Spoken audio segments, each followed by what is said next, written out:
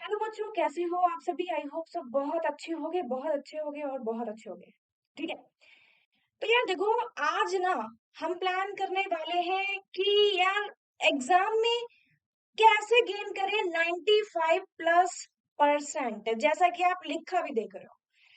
तो हम लोग क्या करने वाले हैं? आज हम लोग आज इस वीडियो में जानेंगे कि 1 मंथ स्ट्रेटजी क्या रहेगी।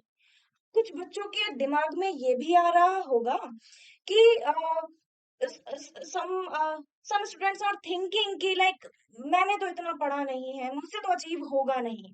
हम्म कुछ ऐसे वाले जोन में आ रहे होंगे, कुछ ऐसे वाले जोन में आ रहे होंगे जो सोच रहे होंगे कि हाँ ठीक ठाक पढ़ाई हुई है, इनिशियली अच्छा पढ़ा था और अभी कुछ एनर्जी डाउन हो रही है, थोड़ा डर लग रहा है, थोड़ा नर्वसनेस है। तो बेसिकली ये वीडियो उन्हीं लोगों के लिए है जो ये सोच रहे हैं कि यार मेरे से नहीं हो पाएगा, शायद मैं 95+% जो है अचीव नहीं कर सकता या नहीं कर सकती। या फिर वो ये सोच रहे होंगे, ऐसे बच्चे जिन्होंने सोचा हो कि इनिशियली तो मैं बहुत अच्छा किया था, लेकिन नाउ वी आर फीलिंग कि नहीं हो पाएगा, मतलब 95+% आई डोंट थिंक कि मैं अचीव कर पाऊँ। ये वीडियो तुम्हारे लिए है। ठीक है। हम क्या करने वाले हैं? हम बेसिक से बिल्कुल शुरू करेंगे। Suppose I am your friend. ठीक है। मैं तुम्हें इस वीडियो में बिल्कुल तुम्हारा लाइक एक दोस्त बनकर समझाने वाली हूँ। और क्यों मैं दोस्त बनकर समझाने वाली हूँ? दोस्त की बात तो तुम पता नहीं सुनोगे या नहीं सुनोगे, लेकिन मुझे इतना पता है कि मैंने क्या किया था अपने एग्जाम से पहले। जब 1 मंथ मैंने प्लानिंग की थी, अपनी स्ट्रैटेजी बनाई थी, as per my experience, as per माई जो मैंने गेन किए मार्क्स, जो कि अच्छे थे काफी। ठीक है। तो उसके अकॉर्डिंग मैं तुम्हें शेयर कर रही हूँ कि तुम बस इतना कर लो, बस काम बन जाएगा, काम बन जाएगा 101%, अगर तुम इस पर चलते हो तो हम क्या करने वाले हैं आज डिस्कस? हम आज डिस्कस करेंगे कि हमें स्टार्ट कैसे करना है। ठीक है। बेसिक क्वेश्चन ये रहेगा, क्योंकि देखो प्लानिंग बहुत सारी घूम रही होंगी। हम ऐसा कर लेंगे, हम वैसा कर लेंगे, हम ये कर लेंगे, हम वो कर लेंगे, मुझे तो वो अचीव करना है। लेकिन लेकिन लेकिन हम स्टार्ट नहीं कर पा रहे हैं। हम स्टार्ट नहीं कर पा रहे कि हमें यार मतलब शुरू कहाँ से करें। एक दिन मूड में आया, एक दिन माइंड में आया, करना है करना है करना है, और बुक्स खोल के रख ली। बुक्स को या फिर सिर्फ देख रहे हैं, केमिस्ट्री से स्टार्ट करूं या फिर मैथ्स को पहले समझूं, क्योंकि मैथ्स में तो बहुत प्रैक्टिस चाहिए होगी, क्योंकि मैथ्स में तो लिख लिख कर देखने पड़ेंगे सारे क्वेश्चंस। साइंस में रट्टा मार लेंगे यार, ऐसा तो कुछ नहीं आ रहा है। अगर आ रहा है तो छोड़ दो ये सारा, क्योंकि कुछ नहीं ऐसा करना है, बस इतना सा करो जो अब मैं डिस्कस करने वाली हूँ। अब आप सोचोगे कि मैम बहुत देर से आप डिस्कस करने को हो कर नहीं रहे हो, तो बिल्कुल करेंगे। सत्या शिक्षा 9-10 ये हमारा टेलीग्राम चैनल जरूर जरूर ज्वाइन कर लेना। यहाँ पर आपके लिए बहुत सारे बेनिफिट्स हैं, आपके स्टडी से रिलेटेड बहुत सारे मटेरियल हैं, बहुत सारे कंसाइज जो प्रिसाइज करके नोट्स डाले गए हैं। ठीक है। आपके बेस्ट टीचर्स ने यहाँ पर वो सब आपको मिलेंगे। So I am your science teacher Pratibha Saxena. अब भाई बात सीधे हम करते हैं पॉइंट टू पॉइंट। सबसे पहला क्वेश्चन मैम, दिमाग में बहुत कुछ आ रहा है लेकिन समझ नहीं आ रहा है कि हाउ टू स्टार्ट। तो पहले हम बात करेंगे कैसे स्टार्ट करना है, हाउ टू स्टार्ट। ठीक है। कि माइंड में आ तो रही है चीजें, स्टार्ट कैसे करें? चलो ठीक है। नंबर वन, सबसे पहले तुम सिर्फ अपने क्लास का सिलेबस उठाओ। ठीक है। या तो तुम वेबसाइट पर जाकर के चेक कर सकते हो, सीबीएसई पे, है ना, सीबीएसई की जो वेबसाइट है ऑफिशियल। या फिर मेरे हिसाब से तुम्हें क्या करना चाहिए, तुम सीबीएसई की वेबसाइट से वो जो सिलेबस है उस सिलेबस को कर लो, तुम सिलेबस को करो तुम डाउनलोड। ठीक है। सिलेबस को तुम डाउनलोड करो। हम्म ठीक। और इस सिलेबस को डाउनलोड करके तुम अब ये देखो कि किस चैप्टर का वेटेज कितना ज्यादा है। ठीक है। तुमने सिलेबस को डाउनलोड करा, तुमने सिलेबस को अच्छे से देखा और तुमने प्रिंट निकाल करके जब तुमने नजर डाली अपने चैप्टर्स पे, तो तुमने इंपॉर्टेंट चैप्टर्स को देखा केवल। अभी इंपॉर्टेंट चैप्टर्स, मोस्ट इंपोर्टेंट की बात नहीं हो रही, इंपॉर्टेंट, बस इंपॉर्टेंट की कैटेगरी में आने चाहिए। अब इंपॉर्टेंट क्या है, सवाल तो ये उठता है, इंपॉर्टेंट चैप्टर्स। यार देखो, इंपॉर्टेंट हर वो चैप्टर है जो तुम्हारा बेस, जो आपका वेटेज जो है बहुत ज्यादा मार्क्स का रखता है, सिंपल। तुम उठाओ, तुम देखो, साइंस में सारे चैप्टर्स में, और इवन मैंने भी तुम्हें बता रखा है, अगर तुम्हें चाहिए है इस पे भी वीडियो तो मैं बनाऊंगी। फिलहाल के लिए अभी इतना समझते हैं कि इंपॉर्टेंट चैप्टर की तुम लिस्ट बना लो या तुम हाईलाइट कर दो, उन्हीं चैप्टर्स पे तुम्हें बस फोकस करना है। ठीक है, तो यानी कि तुमने क्या किया, पहला काम करा कि सिलेबस उठाओ, डाउनलोड करो, इंपॉर्टेंट चैप्टर का हाईलाइट कर दो या लिस्ट बना लो, और उन इंपॉर्टेंट चैप्टर को तुम क्या करोगे, अब तुम क्या करोगे, तुम्हारा पहला काम ये होगा बच्चा कि तुम्हें जो मेरी वीडियोस हैं उनको तुम एक एक बार सबको एक बार सारे चैप्टर्स की पढ़ लोगे, वीडियोस तुम लगाओगे, ठीक है, और तुम सारे चैप्टर्स की पढ़ लोगे, ठीक है।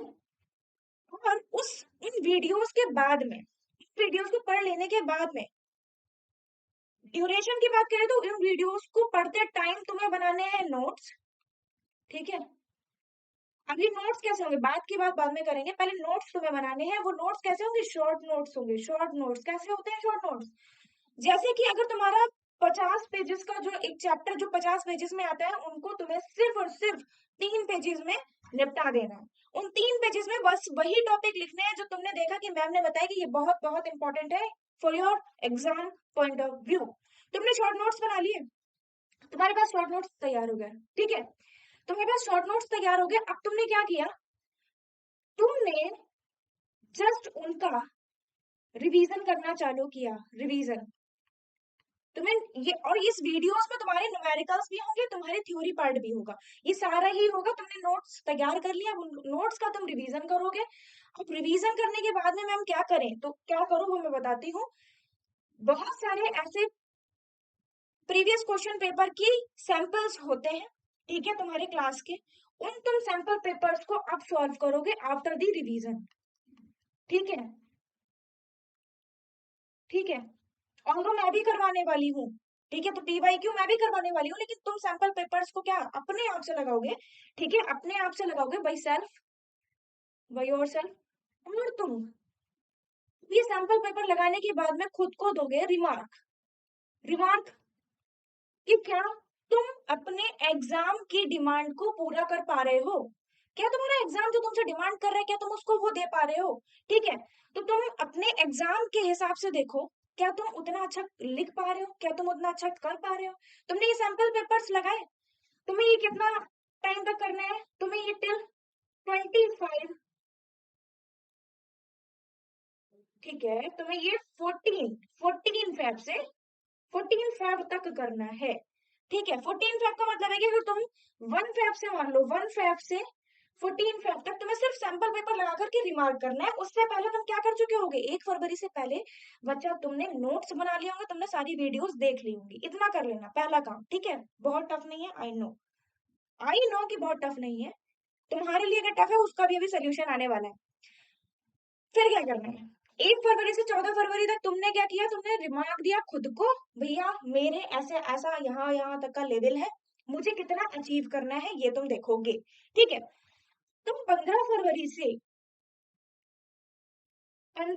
से तुम 9 to 12 की शिफ्ट में खुद बैठ करके हर एक सैंपल पेपर को दोबारा सॉल्व करोगे, उन्हीं सैंपल पेपर्स में जिनको तुमने रिमार्क दिया था, जिन सैंपल पेपर को तुमने लगाया था और तुमने खुद को रिमार्क दिया था कि मेरी ये गलतियां हैं और मेरे ये प्लस पॉइंट है, इस पे मुझे वर्क करना है, इस पे मेरा ऑलरेडी वर्क है, मुझे थोड़ा सा और इम्प्रूवमेंट चाहिए, तो वो मैं कर लूंगा या कर लूंगी। तुमने 15 फरवरी से क्या किया, तुमने सैंपल पेपर उठाए, तुमने उन्हीं सैंपल पेपर को फिर से सॉल्व किया, लेकिन इस बार अंतर ये होगा कि तुम अपने अपने आप को ये फील करवाओगे कि मैं एग्जाम में बैठा हूँ या बैठी हूँ, ठीक है। तुम जब ये फील करवा लोगे, ठीक है, उस 3 घंटे के पूरे पीरियड में तुम्हारा सबकॉन्शियस माइंड, ठीक है, तुम्हारा जो माइंड है वो तुम्हें, वो इस चीज को गेन कर लेगा कि तुम्हें कैसे एक एग्जाम शेड्यूलिंग, मतलब एक एग्जाम के टाइम पर ड्यूरेशन दी एग्जाम हॉल में तुम्हें कैसे बैठना है, तुम्हें कैसे बिहेव करना है, तुम्हारा माइंड कैसे वर्क कर रहा है उस टाइम पर, ठीक है, बिल्कुल शांत, एक बॉटल बस पानी की, और लिखने बैठ गए, लेकिन इससे पहले तुमने 2 काम कर रखे हैं। तुमने क्या वीडियोस देख रखी हैं जिसमें न्यूमेरिकल प्लस थ्योरी है, तुमने उसके नोट्स बना लिए कंसाइज करके, बहुत ही शॉर्ट नोट्स, और तुमने रिवीजन भी कर लिया नोट्स का, और तुमने फिर सेल्फ रिमार्क भी दे चुके हो। अब तुम्हारा ये है फाइनल राउंड। अब तुम ये फाइनल राउंड में अगर तुम कर गए अच्छा, जो कि कर ही जाओगे, कैसे भाई? जब ये वाला कर लिया स्टेप, स्टेप नंबर 1 के अंदर जो ये वाला आपका पहला जो सब स्टेप आता है वो कर लिया पूरा, फिर आपने रिवीजन भी कर लिया पूरा, फिर आपने सैंपल लगा करके खुद को रिमार्क भी दिया। रिमार्क देना क्यों जरूरी है? इससे फर्स्ट ऑफ ऑल आप मोटिवेटेड रहोगे, दूसरा आपको अपनी गलतियां पहचान में आएंगी। दो चीजें बहुत जरूरी हैं कि जब हम स्टडी करते हैं तो ड्यूरिंग द स्टडी हमें दो चीजें चाहिए होती है। एक तो हमें अपनी गलतियां पता चल जाएं, जो कि हम खुद ही सबसे अच्छा एनालाइज कर पाएंगे। देखो, मैं भी तुम्हारी गलती नहीं बता पाऊंगी, मैं कैसे यहाँ से बता लूंगी? हाँ, मैं तुम्हारी पूरी मदद करूंगी तुम्हारे डाउट्स। तो एक तो हमें गलतियां पता चल जाए, दूसरा हम मोटिवेटेड रहें। रिमार्क के दो फायदे हो जाते हैं, और ड्यूरिंग द स्टडी हमें ये दो चीजें बहुत चाहिए होती हैं, फीलिंग मोटिवेटेड, और हमें अपनी इंप्रूवमेंट चाहिए होती है, हमारा ग्राफ ऐसे जा रहा हो, ना कि ऐसे जा रहा हो। समझ पा रहे हो? तो जब तुमने ये कर लिया, वीडियोस कर ली, जब तुमने रिवीजन कर लिया, जब तुमने सैंपल बाय योरसेल्फ सॉल्व कर लिए, रिमार्क दे दिया, तो भैया फाइनल राउंड है, और मुझे लगता है कि तुम फिर कर लोगे। तुम कर लोगे 101%, मुझे तुम पर फिर भरोसा है। अगर तुमने ये 3 चीजें कर ली तो तुम कर लोगे। तो स्टार्ट हुआ सिलेबस से।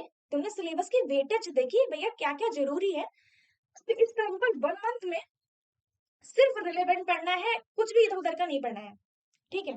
वो जो पूरा वाला था वो अब निकल चुका फेज। अब आपको ध्यान देना है कि यार what is important for me, for for exam, मतलब एग्जाम में क्या आने वाला है उस पर फोकस करा जाए, ठीक है? तो इन ये जब आपने इतना कर लिया तो आपका क्या हो गया? सिलेबस पूरा हो गया, इम्पोर्टेंट आपने सारा कवर कर लिया, आपने प्रैक्टिस कर ली बाय योरसेल्फ, आपने उन गलतियों पे सीखा और अपनी गलतियों को सुधारा, और उन गलतियों को सुधार करके आपने फाइनल राउंड के लिए अपने आप को तैयार कर लिया।